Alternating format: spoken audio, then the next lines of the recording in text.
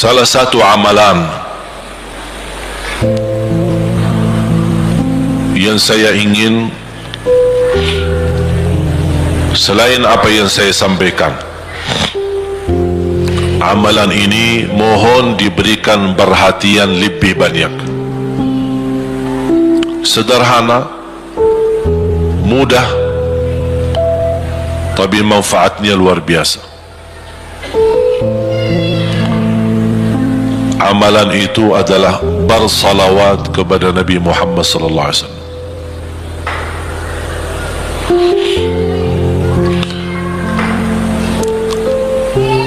Kali ini saya tidak minta anda bersalawat seperti biasa.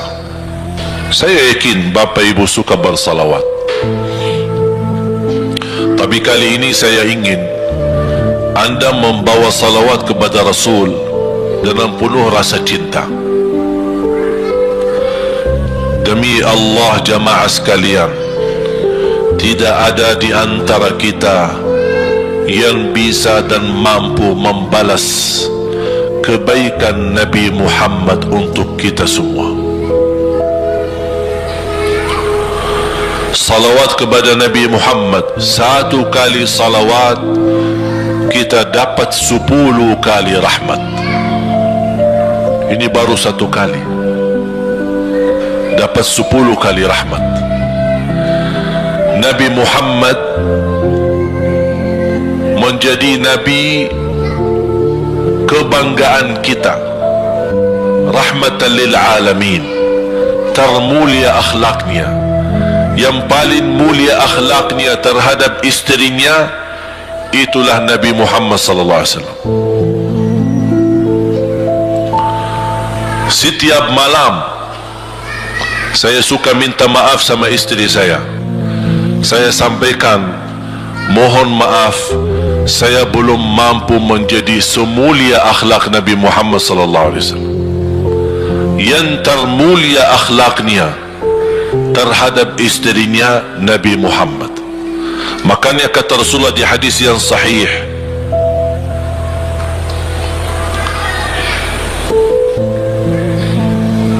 ahsanun nasi akhlaqan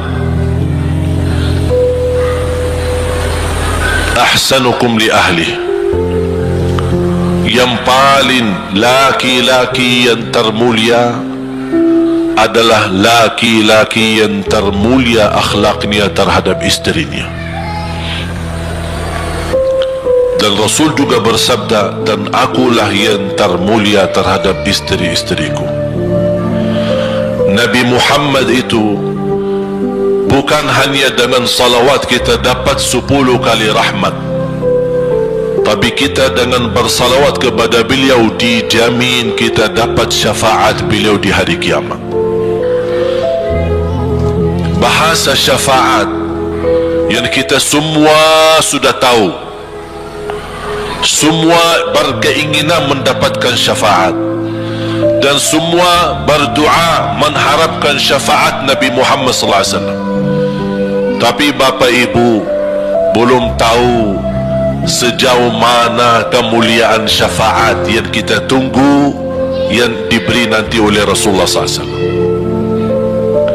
Syafaat Nabi Muhammad sallallahu alaihi wasallam adalah langkah yang kita harapkan, bukan hanya umat Islam, bahkan seluruh umat, Yahudi, Nasrani, Buddha, Hindu, seluruh manusia di hari kiamat mengharapkan syafaatnya yang disebut dalam hadis asy-syafa'atul kubra, syafaat yang paling agung yang Allah izinkan Nabi Muhammad untuk diberi kepada seluruh manusia, yang Islam maupun yang tidak Islam.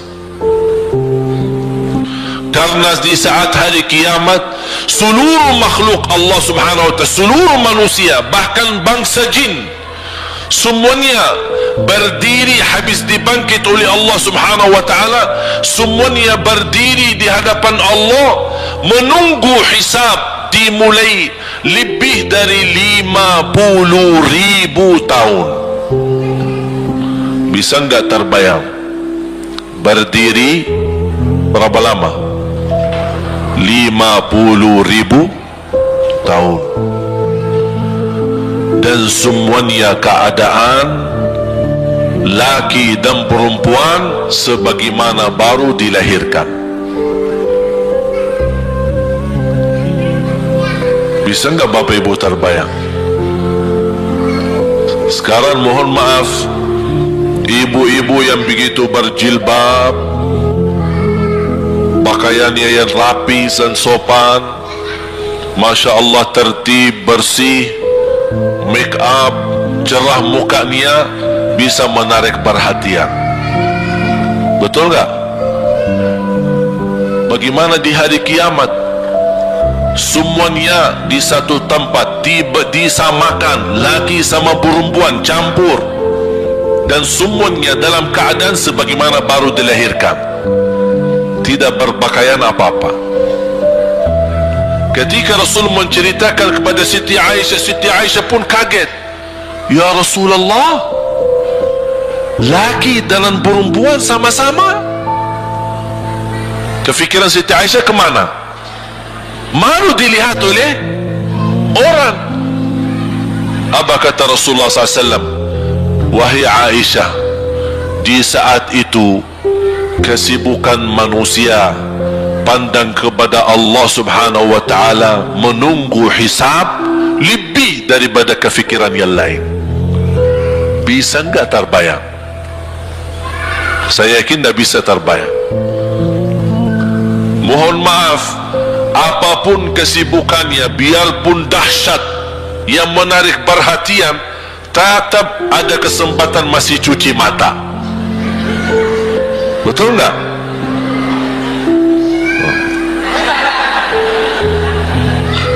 Tapi kalau di hari kiamat, beda keadaannya. Apapun yang saya jelasin, tidak akan mungkin Bapak Ibu bisa bayangkan, karena itu bukan dahsyat lagi, tapi di luar batas kemampuan kita. Makanya Siti Aisyah sebagai manusia wajar kalau terkejut. Ya Rasulullah, kami dan laki-laki sama-sama. Rasul maklumi fikiran Siti Aisyah sebagaimana memaklumi fikiran kita yang sama. Tapi ternyata kalau di sana beda. Makanya di saat itu belum lagi matahari didekatkan. Disebut dalam hadis mil, 1 mil. Di dalam satu hadis 1 mil adalah, kalau untuk gelang mata itu kan berapa ukurannya? Berapa senti ya? Sangat kecil. Betul? Kalau dalam bahasa Arab itu namanya mil. Berarti ukuran nanti di hari kiamat kita berdiri 50.000 tahun dan mataharinya dekat seperti ini. Di riwayat mil bukan yang itu maksud, tapi adalah ukuran perjalanan 1 mil. Kira-kira 1 mil cukup jauh? Sama, kurang lebih berapa kilo? 1,5 kilo? Ya, kurang lebih 1,5 kilo. Sekarang jutaan kilometer kita merasa panas. Sudah ada AC, sudah ada kipas, sudah ada ujang, sudah ada ini, tapi merasa begitu panasnya. Itu jutaan kilometer. Bagaimana kalau 1,5 kilo? Makanya Rasul menggambarkan nanti di hari kiamat, yang biasa di dunia kalau kita keringat dari atas ke, kalau di hari kiamat terbalik, keringat kita dari bawah ke atas. Ini tergantung dosa kita.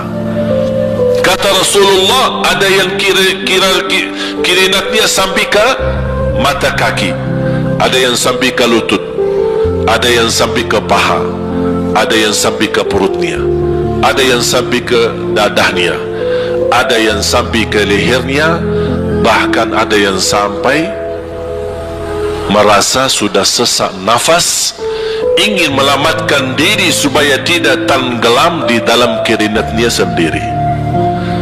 Dalam keadaan itu 50.000 tahun.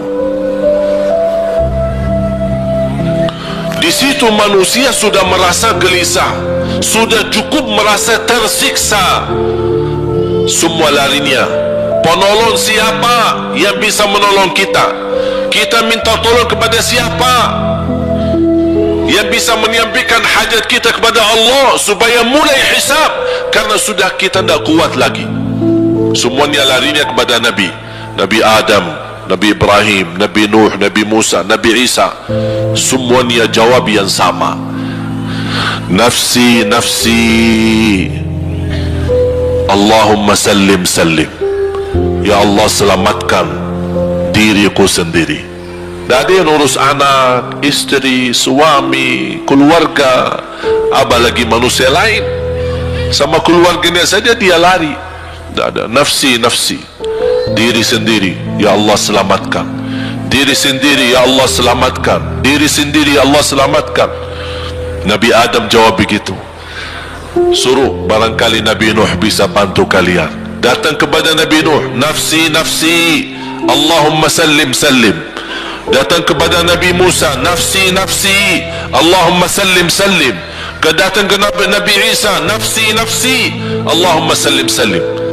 Sampai terakhir Nabi Isa berkata, ada satu saya rasa dan yakin, dialah yang bisa memberi bantuan. Dia tunjukkan, itu dia, namanya Muhammad sallallahu alaihi wasallam. Bayangkan, semua manusia ini ada sekarang yang masih hidup berapa miliar? Kita tidak bisa dihitung berapa jumlah penduduk bumi. Bayangkan dengan umat terdahulu, semua dikumpulkan dan semua menarah satu arah kepada Nabi Muhammad, minta tolong. Ya Rasulullah, ya Muhammad, ya Habib Allah, tolong syafaatkan. Barangkali dengan bantuanmu, doamu, syafaatmu, bisa ini mulai dihisab supaya terselesai siksa yang kita hadapi. Begitu mereka datang, apa jawab Rasulullah SAW?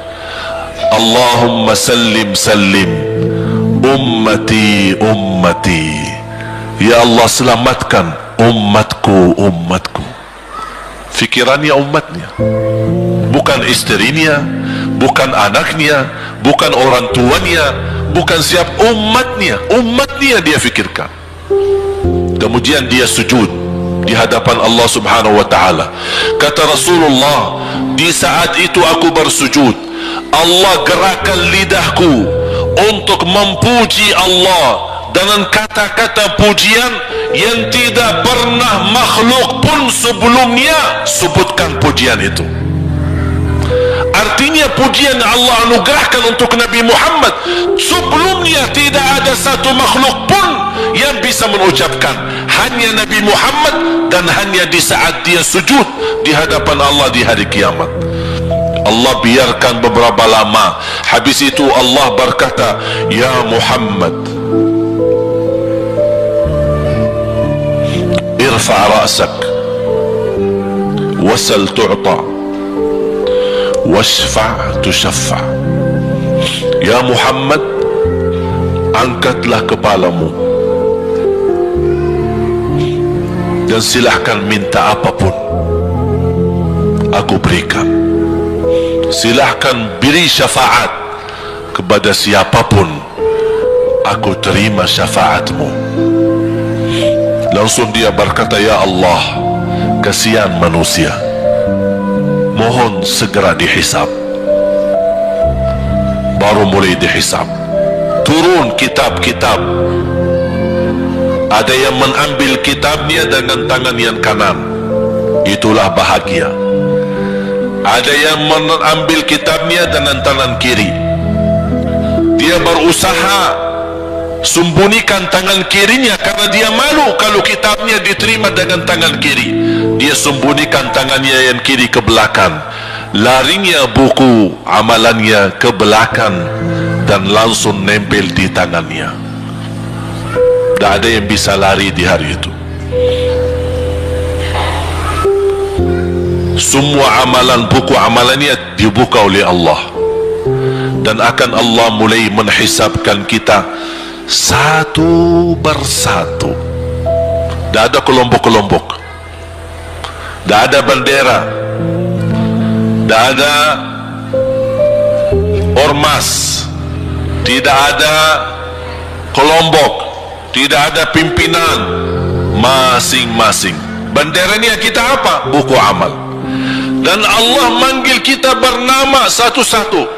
Ibu, sini, datang. Kata Rasulullah sallallahu alaihi wasallam, yuhasibullahu al-abida laisa bainahu wa bainahu turjuman.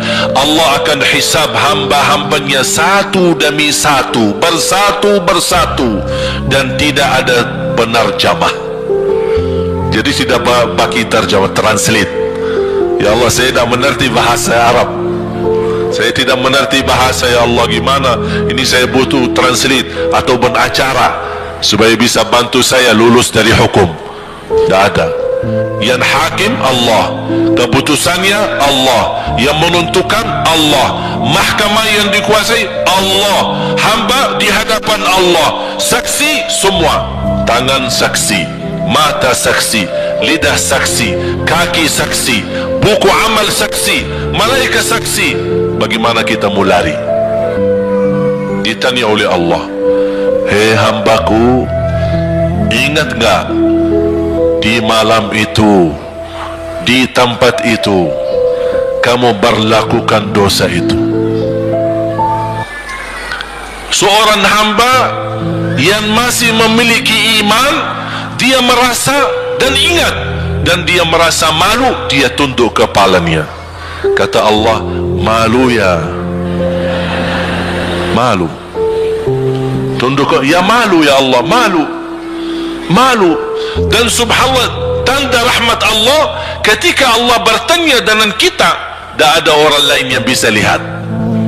Supaya apa?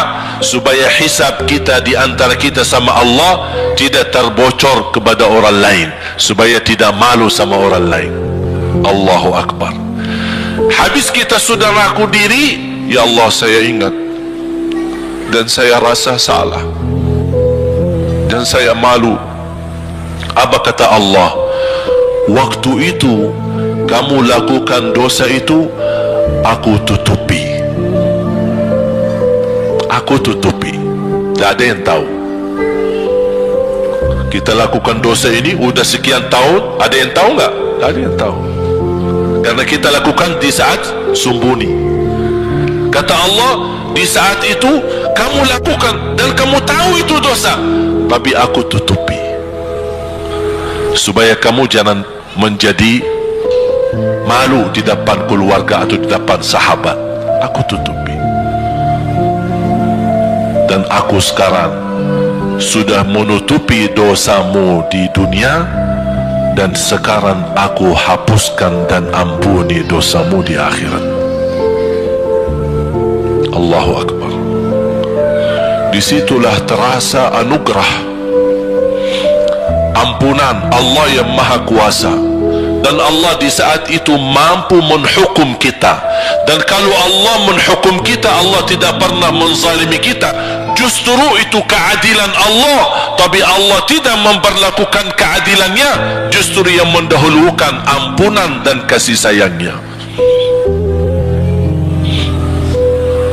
Habis selesai hisab, harus semua tanpa kecuali liwati neraka Jahannam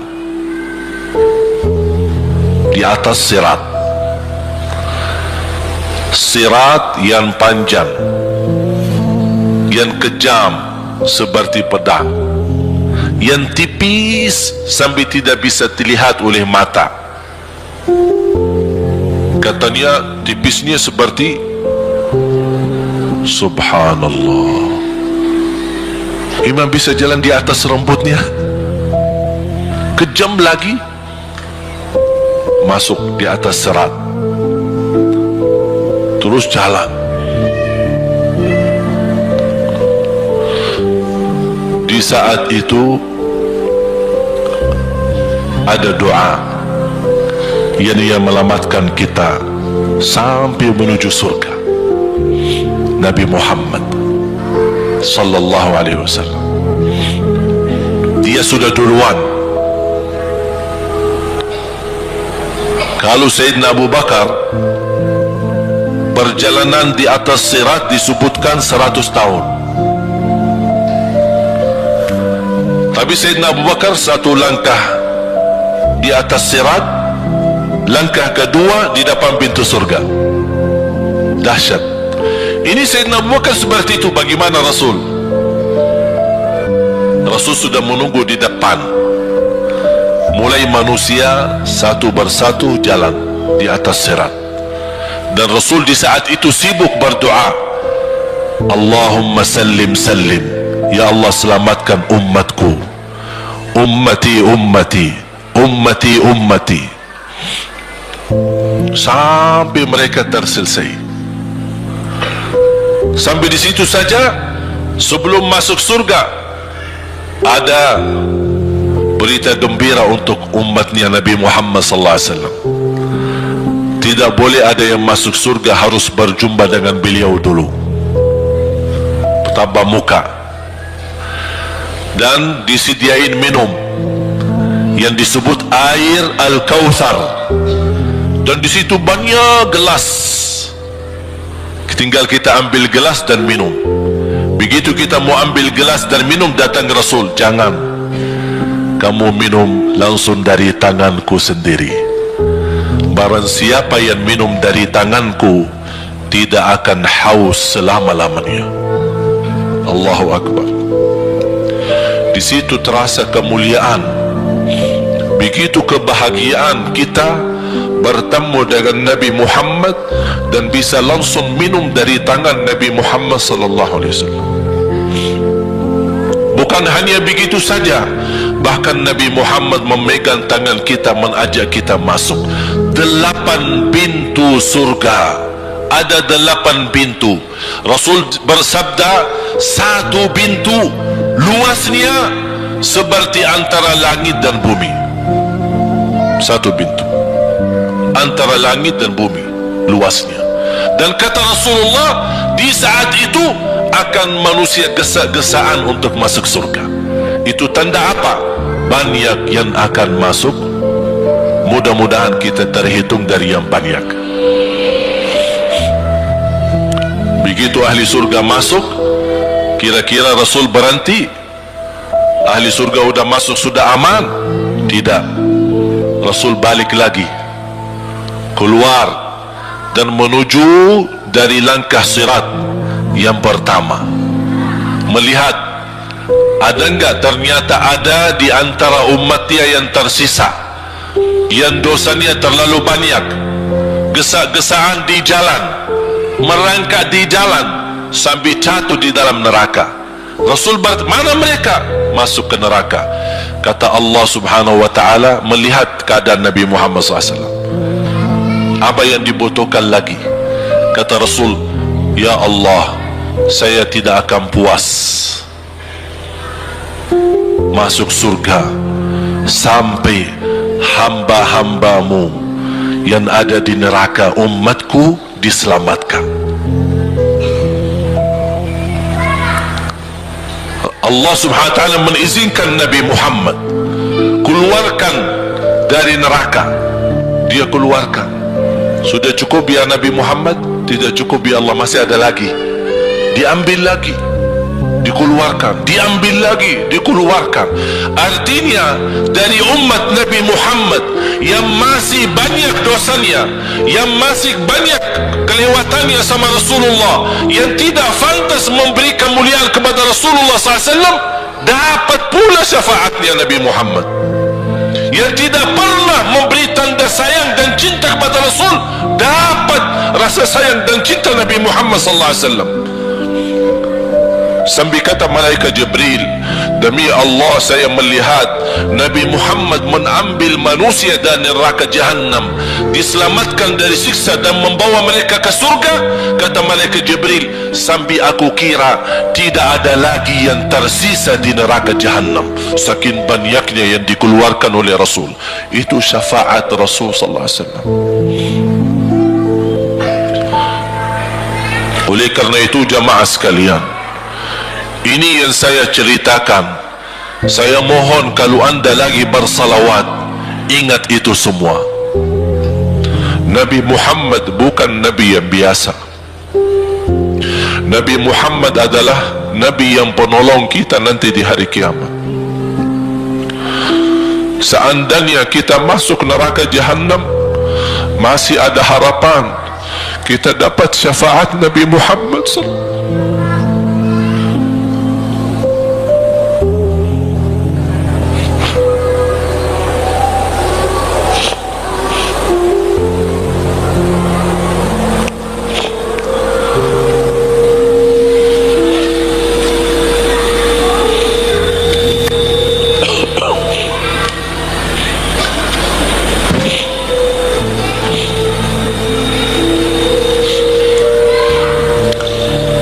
Masuk neraka saja dapat syafaat Rasul. Jadi sejauh mana kita bisa mencintai beliau, sejauh mana kita minat mempelajari kehidupan beliau, sejauh mana kita mengenal sunnah-sunnah beliau. Di zaman ini, umat yang paling bodoh terhadap beliau kita umat Islam. Kita umat Islam banyak hal yang tidak tahu tentang beliau, tidak tahu bagaimana perjuangan beliau, bagaimana doa beliau untuk kita, bagaimana kesedihan beliau kalau ada di antara kita yang kena musibah atau keburukan, apalagi masuk neraka. Siti Aisyah radhiyallahu anha,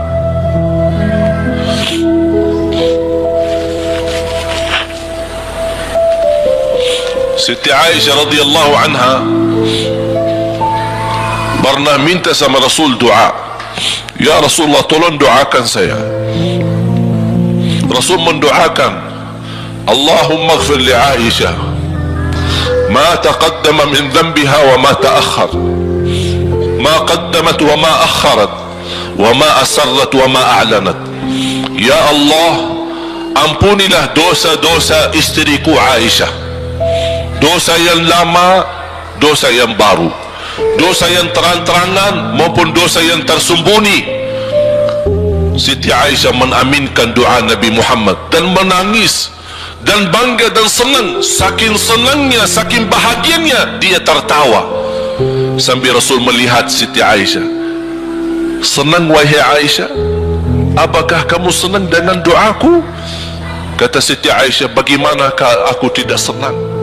Aku justru merasa bahagia dengan doamu untukku ya Rasulullah.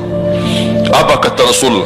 Ketahuilah wahai Aisyah, ketahuilah doaku yang baru ini untukmu, itulah selalu doaku untuk umatku di setiap salat. Itu doa Nabi kita buat kita. Setiap beliau salat mendoakan kita, ya Allah, ampuni dosa umatku, dosa yang lama, dosa yang baru, dosa yang sembunyi, dosa yang terang-terangan. Setiap salat itu doa Nabi kita, Nabi Muhammad SAW, untuk kita semua. Apa yang diminta oleh Rasul? Rasul tidak minta banyak dari kita. Salah satu yang diminta oleh Rasul dan memohon, satu itu berbanyak, itu satu-satunya yang Rasul minta banyak. Selain itu Rasul tidak pernah minta banyak. Satu-satunya Rasul minta banyak. Apa? Salawatlah kepadaku, berbanyaklah salawat kepadaku. Mengapa Rasul minta berbanyaklah salawat kepadaku? Kenapa tidak minta amalan yang lain untuk dibanyakkan salawat atau amalan yang lain? Mengapa hanya salawat? Rasul berpesan berbanyaklah salawat kepadaku, karena Rasul tahu dengan kita berbanyak salawat kita akan dijamin dapat syafaat beliau, dan itulah beliau yang diinginkan. Bukan hanya dapat syafaat, bahkan Rasul sendiri bersabda, aqrabukum minni majlisan yaumal qiyamah, yang paling dekat kepadaku hari kiamat, yang paling banyak salawat kepadaku.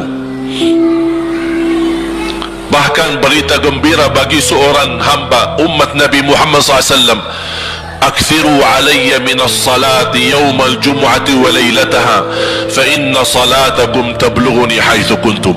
Ini keistimewaan khusus, kelebihan amalan yang utama, bahkan yang terutama di hari Jumaat dan di malam Jumaat, fokus hanya bersalawat kepada Rasul. Mengapa? Karena Rasul yang berpesan, Rasul yang minta. Rasul berpesan, berbanyaklah salawat kepadaku malam Jumaat dan hari Jumaat. Mengapa ya Rasulullah khusus hari Jumaat dan malam Jumaat? Karena salawat kalian Allah sampaikan kepadaku. Kata guru saya, barang siapa yang ingin Rasul kenal dengan dia, berbanyaklah salawat kepada beliau, karena langsung nama kita akan sampai. Ya Rasulullah, ini salawat bapa dan ibu dari Bandung, kan sampai. Ada riwayat, ada malaikat khusus tugasnya setiap kita bersalawat dibawa kepada Rasulullah sallallahu alaihi wasallam. Allahu Akbar. Bahkan ada orang bertanya kepada guru saya, Syekh Muhammad Ibn Muhammad Ibn Mukhtar Asy-Syanqiti, dan beliau masih hidup. Subhanallah, ketika di salah satu pertanyaan di majlis ta'lim di Masjid Nabawi, ada orang bertanya, mana yang lebih diutamakan di hari Jumat? Banyak baca Quran atau banyak salawat? Kita milih yang mana? Beliau menjawab dengan jelas, dengan tegas, di hari Jumat dan malam Jumat lebih utama banyak salawat daripada banyak baca Quran. Mengapa? Karena kata beliau, karena itulah permintaan Rasul sendiri. Berbanyaklah salawat kepadaku di hari Jumaat dan di malam Jumaat. Dan banyak riwayat yang lain. Kalau saya sebutin manfaat, keutamaan salawat kepada Rasul, lebih daripada 100 manfaat. Menghilangkan kesusahan, memberi kemudahan lunasi hutang, menyembuh penyakit, menjamin ampunan dosa, mendapat 10 rahmat, mendapatkan syafaat Rasul, posisi kita semakin mulia. Setiap kali kita salawat semakin naik darajat kita. Barang siapa yang salawat kepadaku 10 kali, dapat 10 kebaikan, dapat 10 rahmat, dihapus 10 kejahatan, dan naik 10 darajat, dan di akhirat dapat syafaatku. Luar biasa. Hadis yang terakhir, Ubay bin Ka'ab radhiyallahu anhu berkata, ya Rasulullah, aku suka berdoa karena salawat, arti salawat adalah doa. Arti salawat doa. Ya Rasulullah, aku suka berdoa, berapa dari doaku saya jadikan untukmu? Artinya berapa persen ya? Kalau bahasa kita, berapa persen kira-kira? Kalau misal saya doa 10 menit, berapa menit untuk Rasul, dan yang sisanya buat aku? Contoh, aku kalau berdoa, ya Allah ampuni dosaku, ya Allah murahkan rezeki, sembuhkan penyakit, Allahumma salli ala Muhammad wa ala ali Muhammad. Berarti lebih banyak untuk diri kita, baru untuk Rasul. Sahabat itu ya Rasulullah bertanya, ya Rasulullah, berapa bagian dalam doaku saya jadikan untukmu? Apa kata Rasul? Kata Rasulullah SAW, ma syi'ta wa in zitta fahuwa khairul lak. Ya terserahmu, mau doa bagaimana untukku, ya terserahmu, tapi semakin banyak untukku, semakin banyak manfaatnya untukmu.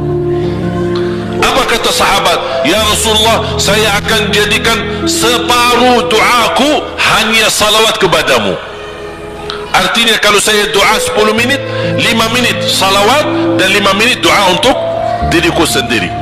Apa kata Rasulullah? Terserahmu, wa in zitta fahuwa khairul lak. Kalau kamu berani tambah, itu jauh lebih baik untukmu.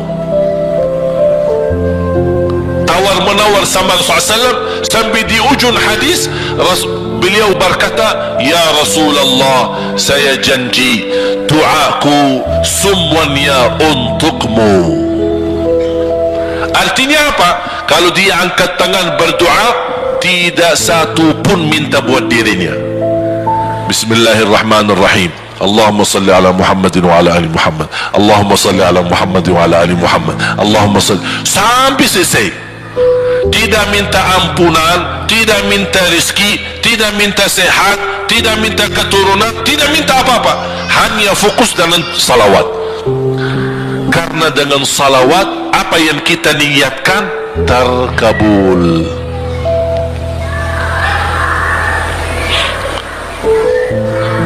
Saya dapat dari guru saya, nanti saya akan ceritakan bagaimana cara berdoa. Kata sahabat, ya Rasulullah, saya akan jadikan doaku hanya salawat kepadamu. Apa jawab Rasulullah SAW? Idzan taf'al yukfa hammuk wa yughfaru dhanbuk wa tuqda hajatuk. Kalau kamu lakukan hanya doamu, hanya salawat kepadaku, akan dihilangkan segala kesusahan, diampuni segala dosa, dan dikabulkan segala hajat. Kata ulama, apa yang diharapkan oleh manusia? Hidup di dunia tambah susah dan hidup di akhirat tambah dosa. Betul? Itulah kita dapat dengan salawat kepada Nabi Muhammad SAW. Berdoa, ketika anda berdoa, contohnya seperti ini. Setiap anda berdoa, biasa mulai dengan bismillah dan memuji Allah Subhanahu wa ta'ala.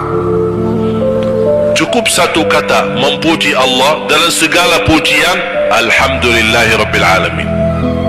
Segala puji bagi Allah. Ini mewakili semua pujian yang lain.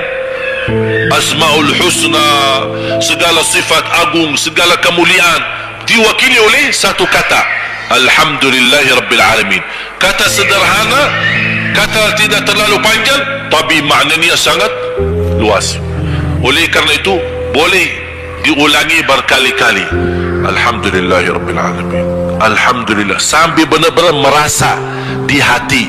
Karena ini ucapan mewakili segala pujian yang kita ingin sampaikan kepada Allah.